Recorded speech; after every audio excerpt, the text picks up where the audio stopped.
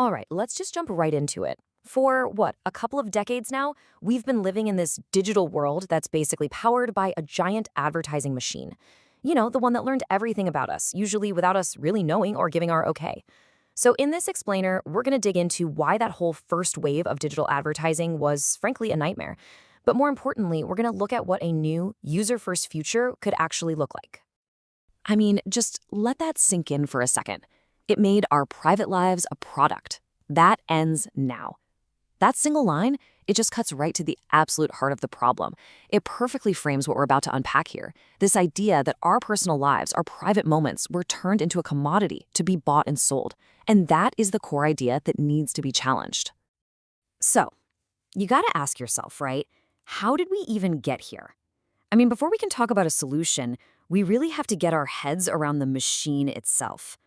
So let's trace the breadcrumbs. Let's see how we ended up in this world where tracking isn't just some little feature. No, it's the entire economic engine of the web. Look, advertising has been around forever, right? It's always been about connecting businesses with customers. First, it was newspapers and signs. Then radio came along, and you could broadcast to the masses. TV made it visual, a huge leap. But the web? Oh man, the web changed everything. Ads weren't just shouting into the void anymore. Suddenly, they were measurable, they were programmable, and, this is the big one, they were pervasive. They could literally follow you from one corner of the internet to the other. And if you want to pinpoint a moment where things really shifted, you have to look at Google buying DoubleClick. That was a huge deal. In one move, they basically consolidated the entire ad market. Suddenly, you had this one dominant broker for pretty much all online ads. It brought the infrastructure and, more importantly, the data all under one roof. And that really laid the foundation for the massive centralized system we're dealing with today. So how does this actually work on your phone? Like, what's the mechanism? Well, a really key piece of this puzzle is something called the Google Advertising ID, or GAID. The easiest way to think about it is like a license plate for your phone. It's this unique little tag that follows you as you jump from app to app. And yeah, you can technically reset it, but let's be real, most people don't. And that's what enables the nonstop cross-app tracking that fuels this entire system. And this is where we get to a really critical point.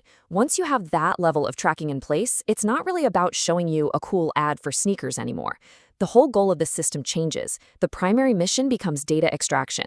It becomes, let's call it what it is, surveillance as a business model. And look, I'm not just being dramatic here. This isn't some kind of hyperbole.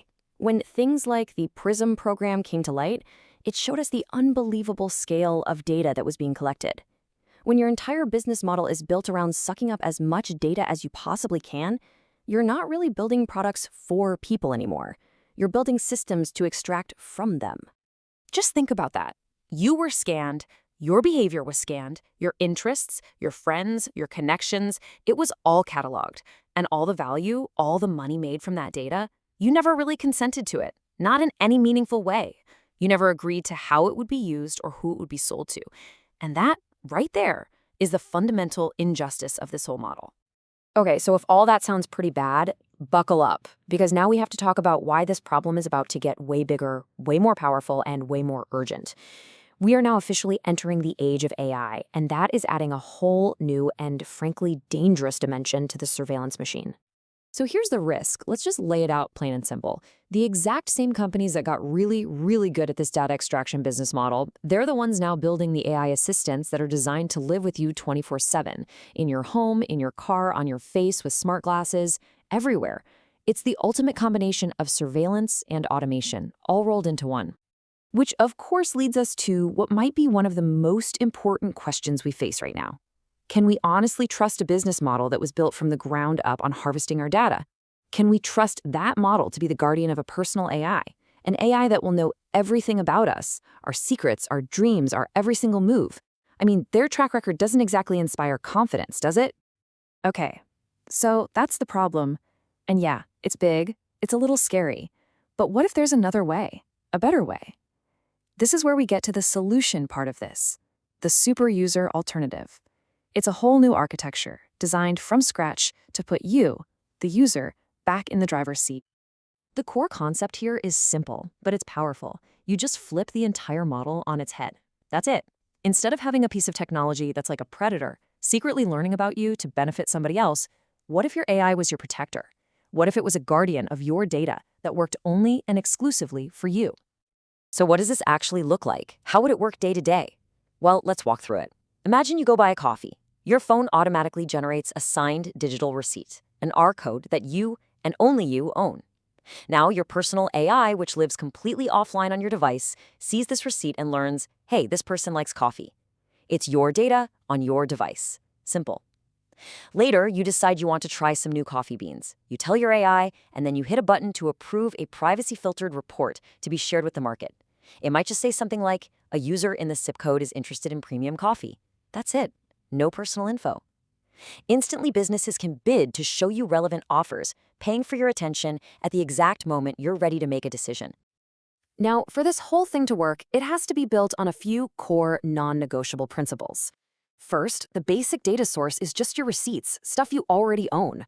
Second, and this is maybe the most important part, your personal AI is offline first. That's the key technical safeguard here. It means your data never leaves your device without you explicitly saying so.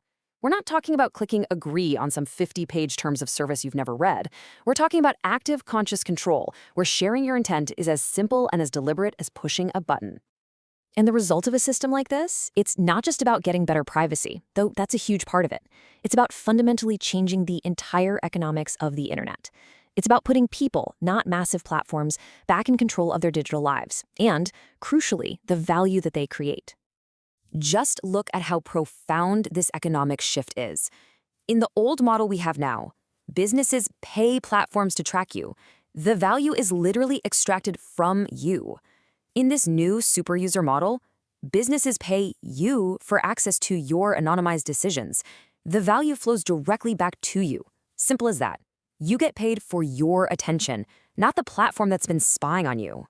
And really, this is the whole key to making it work. By forcing the AI to live on your device, to be offline by default, you cut the cord. You sever that connection that allows for all this silent data harvesting that's happening right now. Platforms can't just secretly pull data from you in the background anymore. They can't manipulate your choices without your explicit, in-the-moment permission. And so that leaves us with one final, really big question to think about. We've all seen the damage that's been done by a system that treats our private lives as just another product. So could a future where we actually own and control our own data be the key? Is that the only real path forward to building an internet that's actually more human-centered? When you look at the alternative, it sure seems like a future worth fighting for.